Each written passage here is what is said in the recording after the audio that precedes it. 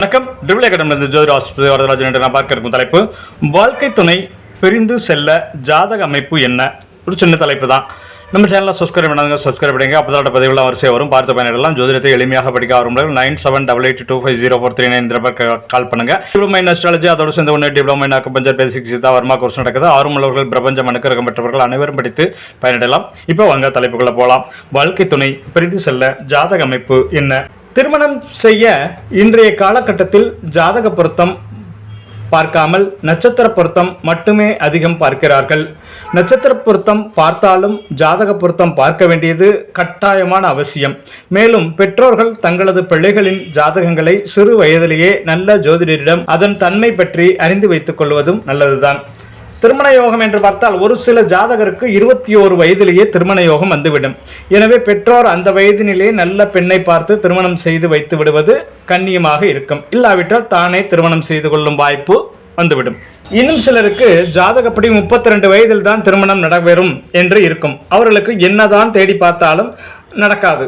அவர்களின் ஜாதகத்தில் ஏதேனும் கடுமையான தோஷங்கள் காணப்படும். எனவே பெற்றோர்கள் தங்களது பிள்ளைகளின் ஜாதகம் பற்றி அறிந்து வைத்திருந்தால் எந்த காலகட்டங்களில் தெரிந்து வைத்துக் கொண்டால் அவர்கள் எச்சரிக்கையாக இருந்து கொள்ளலாம். எந்த வயதில் திருமணம் செய்யலாம், எப்போது எப்படி நடந்து கொள்ள வேண்டும் என்பதில் குழப்பம் இருக்காது. ஒரு சிலருக்கு 7ஆம் இடம் 8ஆம் இடம் கடுமையாக இருந்து லக்னாதிபதியும் பலவீனமாக இருந்தால், 7ஆம் இடமும் 8ஆம் இடமும் கடுமையாக இருந்து பாதிக்கப்பட்டு பலவீனமாக லக்னாதிபதி பலவீனமாக இருந்தால் வாழ்க்கை துணை பிரிந்து போகக்கூடிய அமைப்பு வரும். இப்படிப்பட்டவர்கள் திருமணம் செய்து கொள்வதை விரைவில் தவிர்க்கவும் அல்லது தன்னை விட வசதி குறைவான களத்திரத்தை அமைத்துக் கொள்வதல் நல்லது.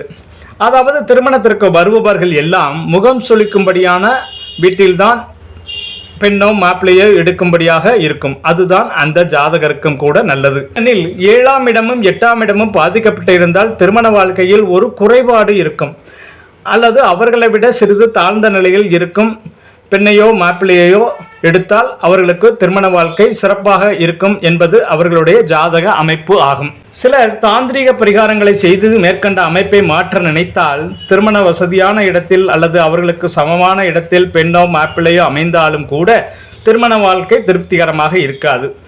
மணமக்கள் பிரிய வேண்டி இருக்கும். காரணம், தாந்திரிக பரிகாரங்கள் என்பது தெய்வம் கொடுக்க விரும்பாததை தட்டி பறிப்பது போன்றது தான் பரிகாரங்கள். இன்னும் சில ஜாதகங்களை ஆராய்ந்து பார்த்தால் நட்சத்திர பொருத்தம் இருக்கும், ஜாதக பொருத்தம் இருக்கும், நன்றாகவே வாழ்ந்து கொண்டிருப்பார்கள். ஆனால் திடீரென பிரிவு ஏற்படும். இதற்கு அவர்கள் தசாபுத்திகளின் மாறுபாடே காரணமாக அமையும். எனவே நட்சத்திர பொருத்தம் ஜாதகம் எல்லாம் பார்த்தாலும் மணமகன் மணமகளுக்கு அந்த நேரத்தில் என்ன திசை அல்லது புத்தி நடக்கிறது என அனைத்தையும் நல்ல ஜோதிடரை கண்டு ஆராய்ந்து அதன் பின்னர் திருமணம் செய்தால் தம்பதிகள் இருவரும் பிரியாமல் இருப்பார்கள். எனவே பொருத்தம் பார்க்கும் பொழுது மோசமான திசைகள் ஆணுக்கோ பெண்ணுக்கோ வருகிறதா என்பதை பார்த்து அவ்வாறு வந்தால் எதிர்பாளருக்கு அதை சமாளிக்கக்கூடிய திசாபுத்தி வருகிறதா என்பதையும் பார்த்து திருமணம் முடிக்க வேண்டும். இவ்வாறு எல்லாவற்றையும் பார்த்து திருமணம் செய்தால் இந்த ஓடிப்போதல், பிரிந்து செல்லுதல் இதெல்லாம் நடக்காது. சில காரணங்கள் என்று பார்த்தால் சில சமயங்களில் மனைவி ஓடி போவதற்கு ஆணின் ஆண்மைத்தன்மை குறைபாடும் ஒரு காரணமாக இருக்கும். இதற்கு என்ன காரணம்? ஆண்மை குறைபாடு ஏற்பட ஜாதகப்படி எது காரணமாக அமைகிறது என்றால் பொதுவாக செவ்வாய் சுக்கிரன் கிரகங்கள் தான் காமத்தை தூண்டக்கூடிய கிரகங்கள். பகை வீட்டில் இருக்கிறதா, ஆட்சி வீட்டில் இருக்கிறதா, உச்சம் பெற்றுள்ளதா, நீசம் பெற்றுள்ளதா என்பதை கண்டறிய வேண்டும். சேர்ந்த கிரகம் உள்ளிட்ட எல்லாவற்றையும் பார்த்தால் ஒரு ஆணின் தன்மையை அறிந்து கொள்ள முடியும்.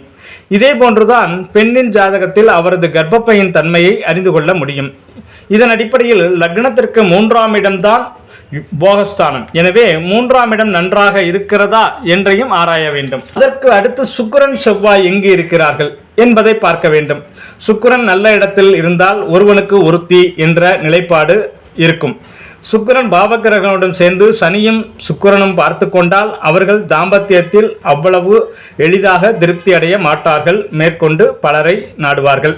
சுக்கிரன் செவ்வாயுடன் சேர்ந்து சனி பார்த்துவிட்டால் அவர்கள் நீளப்படங்களை பார்த்து கொண்டிருப்பார்கள்.